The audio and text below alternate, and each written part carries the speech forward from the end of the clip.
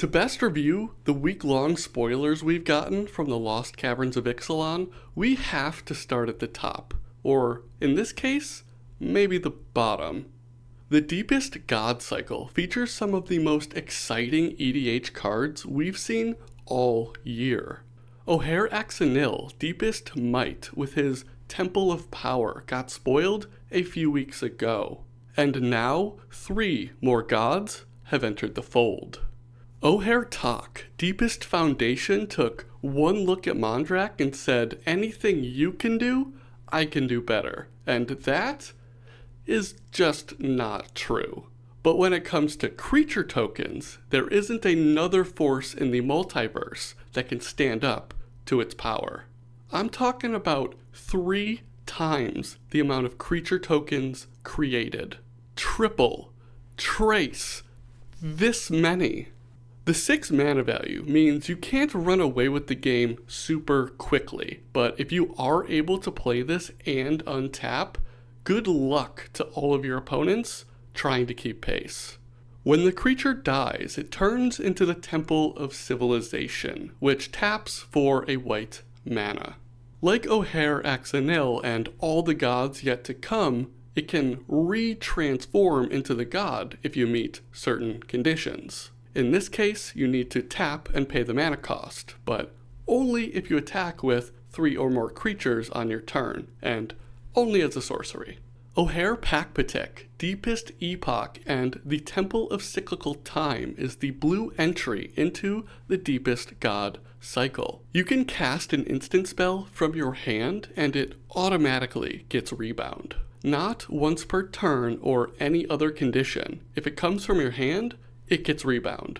Rebound exiles the spell after it resolves until your next upkeep, where you can cast that spell for free.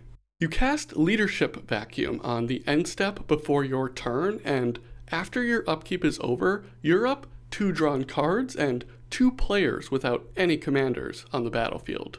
The flip side taps to add a blue mana and remove a time counter.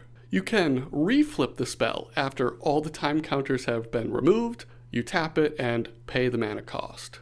Aklazot's Deepest Betrayal is the meanest bat. It's facts that making your opponent's discard is a tried and true way of getting a resource advantage, especially when you're also drawing cards or creating flying creatures. But it's also not the best way to win the hearts and minds of new friends. But who needs those when we've got commander games to win?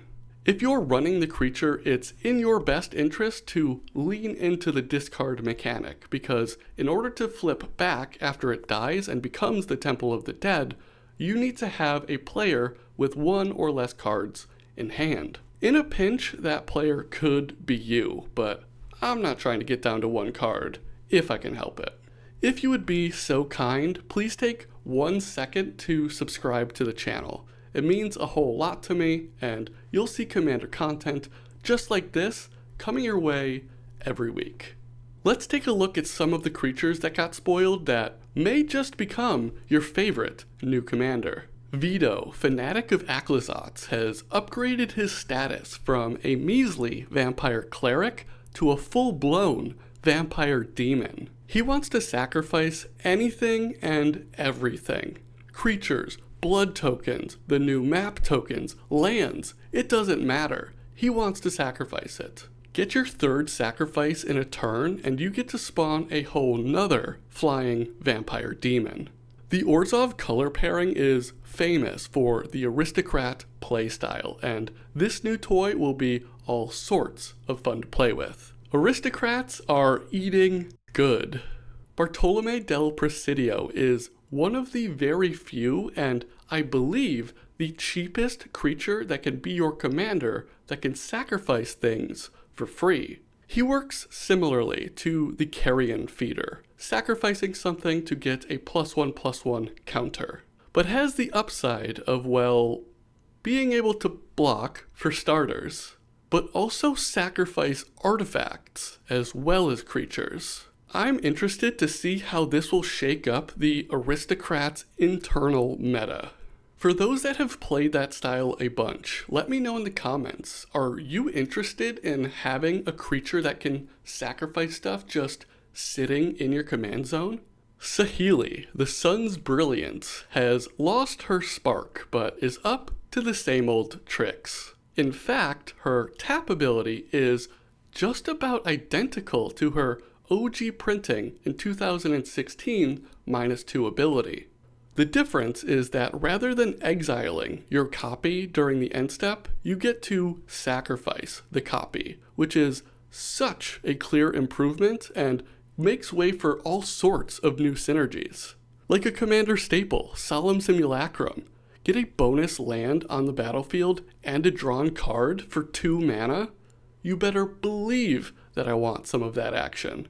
There also happens to be artifacts and creatures with way scarier ETB and death triggers, so have fun looking into those. I have to touch on this because I just find it hilarious. Story-wise, she is more or less single-handedly building an artificial dinosaur army, and I stan her. The Myco Tyrant is the new fungi and sapperling commander with the new mechanic, Descend. 1 permanent card goes into your graveyard from anywhere and you've descended 1. 2 cards and you've descended 2. I want you all to know that I can count higher than 2, but I don't have time in this video right now, so I can't prove it to you. Here's the deal. The number of fungi and sapperlings on the battlefield will make up the power and toughness of the Myco Tyrant. Descend during your turn to create fungi creature tokens equal to how far you descended. Strap some gear onto this bad boy and go smash face, or do some sacrificing things. The world is your oyster.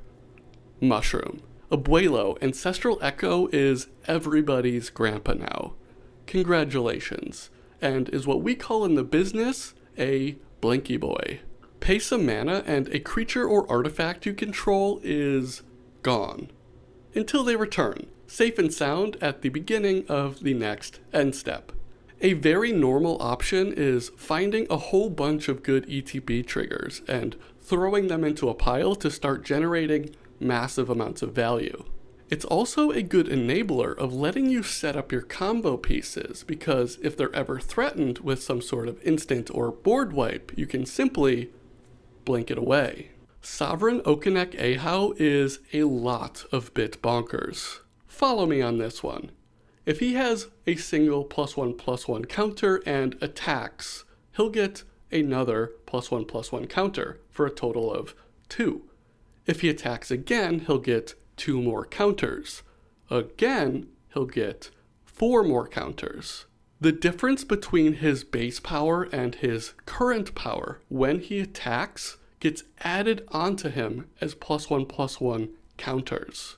Did I mention that effect happens for every creature on the battlefield when the Sovereign attacks? You have 9 base power creatures on the battlefield, including the Sovereign. You cast and resolve a Crater Hoof Behemoth, giving all your creatures +10/+10 and trample. When the Sovereign attacks, all of that bonus power and toughness, 10, gets added on as +1/+1 counters. It can get a little crazy. I, for one, am ready for our cat overlords and welcome them with open arms. Malcolm, Alluring Scoundrel, is a slow burn, gathering chorus counters and looting as he deals combat damage to players. The eventual payoff is freely casted spells. Boy, do I love that word. 4 is the magic number of counters that you're looking for. When you discard during the looting phase after you deal combat damage with Malcolm, if he has 4 chorus counters on it, that discarded card can be cast for free. The slow burn really doesn't feel so bad because you're constantly looting as you're gathering the chorus counters, making sure you have the perfect spell to cast when you can cast it for free. There are a few more spoiled legendary creatures, but I don't really feel like talking about them. So instead, I'm going to look at a couple more spells that got released that I think could have a big impact on your EDH games. Brass's Tunnel Grinder. The first ability lets you discard any number of cards to draw that many cards, +1. That's totally fine, but not what we're after with this spell. On your end step, if you descend it at all during your turn, you get to put a boar counter on the legendary artifact. 3 boar counters lets you transform it into Tekutlan, the Searing Rift. This adds a red mana, but more importantly, lets you discover X, where X is the mana value of the spell you cast using the red mana from this legendary land. For those that don't know, Discover is Cascade with a glow up. Discover 4 is Cascade 5. The only difference is that rather than being forced to cast the spell for free, you can choose to put it in your hand.